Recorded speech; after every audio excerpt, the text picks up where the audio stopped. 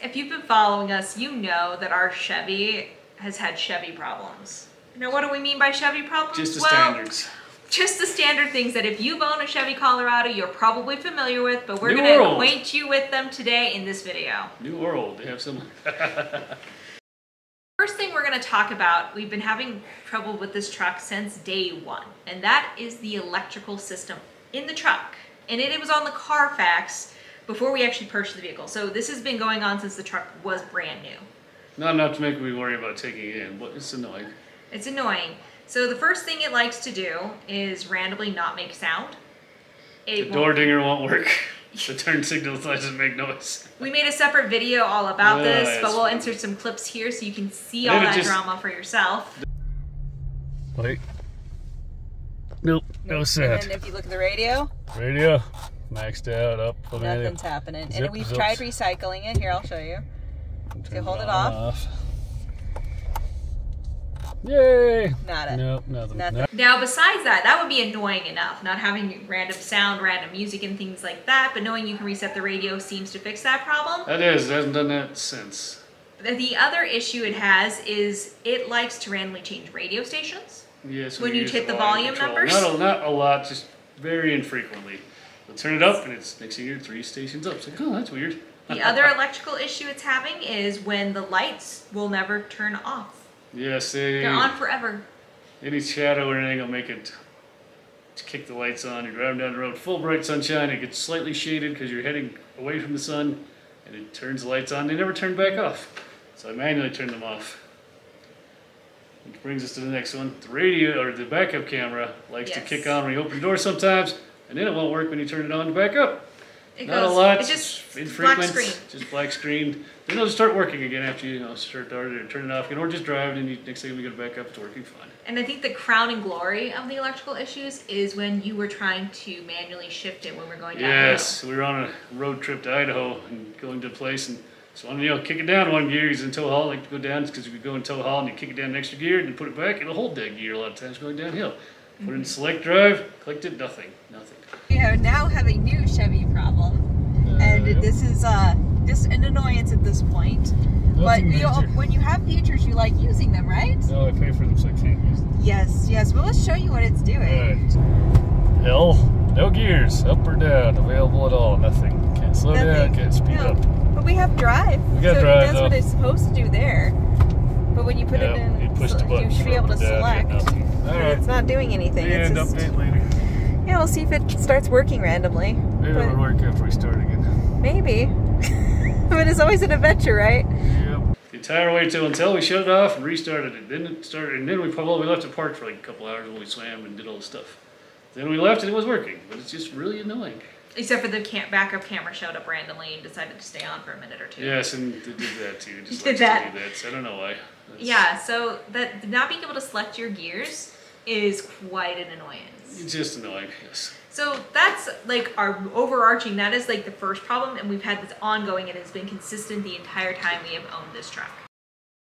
The second issue we're going to discuss, it was actually an issue with our first ZR2, and it left us stranded in the middle of nowhere. It did, that was no fun. See Paul's video. So, and ours. So here's a clip of that.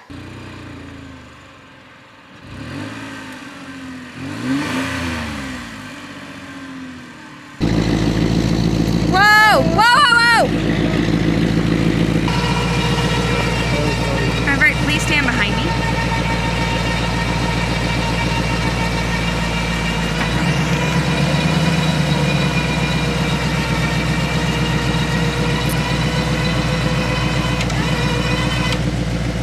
And so as you can imagine, a lot of people thought it was transfer case. It was actually a broken transmission, which of course has left us paranoid, and it's very common. But the problem is we're starting to see issues with this truck.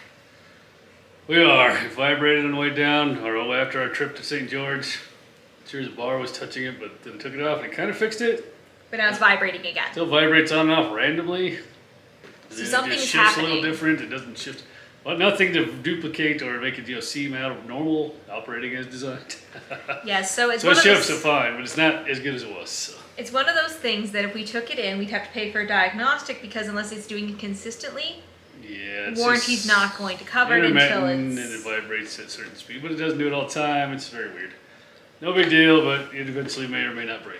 But if you were in our position, you would make you a little bit paranoid. Makes you paranoid, yes. If you took it on a 2,100-mile road trip, it did fine, but you never know. You don't want to be on your family road trip for the summer or for your vacation and have it break.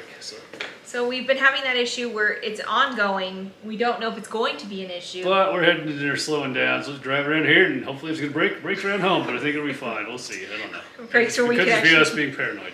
It could be, but you've gone through you've gone through a Chevy transmission on your 1500, and you've gone through one on the other ZR2, and so you're very familiar with what a transmission feels like. And that failure one was feels shifting like. good, but it was making weird noises. So this one shifts all right most of the time. It does seem to have a little bit. But it vibrates. It vibrates. It still clunks in reverse and drive, like all the time when it's cold, which is not the other one didn't do after I had it replaced. Actually, that one on the second one was much better than the ZR2, but it still made weird noises. So according to the Chevy forums, this is a common issue. Or it can be. It's obviously a small percentage. It just seems like we get that small percentage.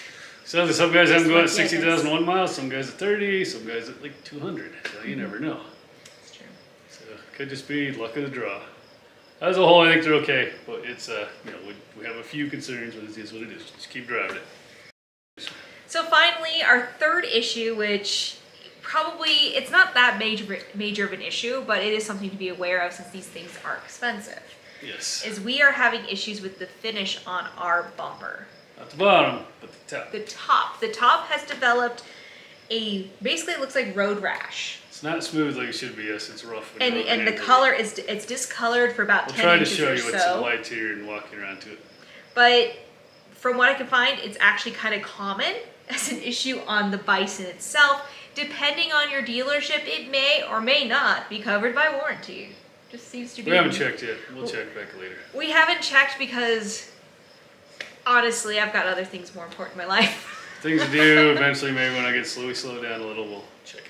Get it taken in and checked. Yeah, so it is very ugly. Like, I won't lie. I don't notice it. She does. And also, I didn't even notice it before. She had pointed out. The bumper does chip. The steel bumper itself is chipping. It's chipping. It's ridiculous. So for how expensive this bumper is, that thing should be freaking bomb-proof. It should be. It's like the bottom of the bumper's fine. Yeah, everywhere we've scraped it, it's fine. Grazed on top's chipping. It's the top part that's chipping. The niceties of the bumper are chipping. Under paint protection of 100,000 or 60,000.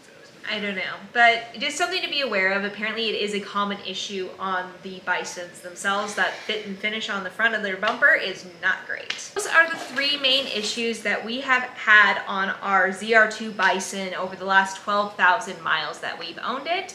Honestly, a lot of them are kind of but the electrical, as you can imagine, that is gonna be probably our biggest annoyance. The transmission is concerning. Yeah. The bumper paint.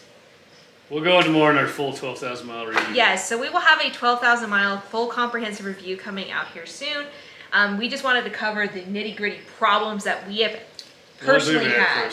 Yes. So that you know, like, you should be concerned if you have a Bison or a ZR2, or if you are looking in the market into getting into one.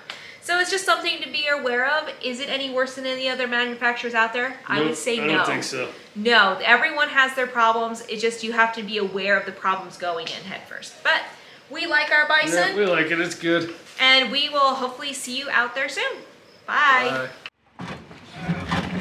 Hitch slider is really on there. Holy crap.